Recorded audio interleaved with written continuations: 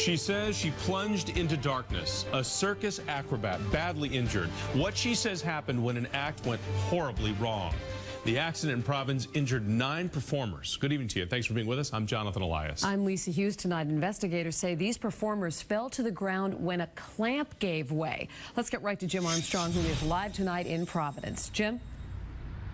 Well, Lisa, that performer that Jonathan was just mentioning told her own father she didn't see anything wrong with this act in the moments before she fell to the ground, or what you described as a plunge into darkness. Other good news tonight, though, from Rhode Island Hospital. We're hearing that all of the performers have been upgraded tonight. Nobody remains in critical condition. A lot of them do have very serious injuries, but at this point, it does look like they'll all pull through. Instead of getting ready for the 7 o'clock show, the Ringling Brothers Circus was packing up and heading out of town. They were looking forward to it. Lisa Jones brought her daughter and a friend, but were turned away. It is sad. But you came here tonight hoping that the show would still go on. Hoping, of course. On Sunday afternoon, in front of thousands, a metal clip gave way, sending 8 female acrobats plunging to the circus floor, crashing onto a performer standing below. City officials now say the circus appears to have done everything right. Yeah, all the permits were pulled and approved by the city.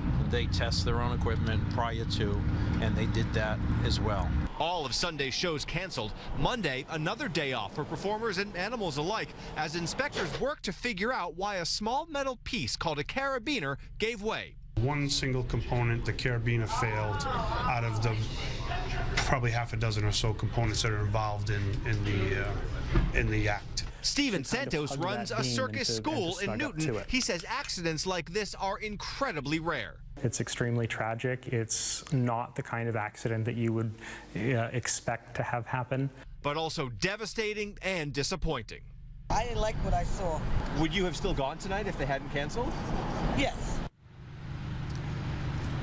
Circus crews have just wrapped up taking the last of their equipment out of the Dunkin Donuts Center. They're back on the road, headed to Hartford, where they'll begin another round of shows this Thursday. As you might imagine, however, those shows will not include this particular acrobatic act. We're live in Providence tonight. Jim Armstrong, WBZ News. Lisa? Jim, thank you. And circus officials announced late today they won't make any long-term decisions about this act until they figure out exactly why this particular carabiner failed.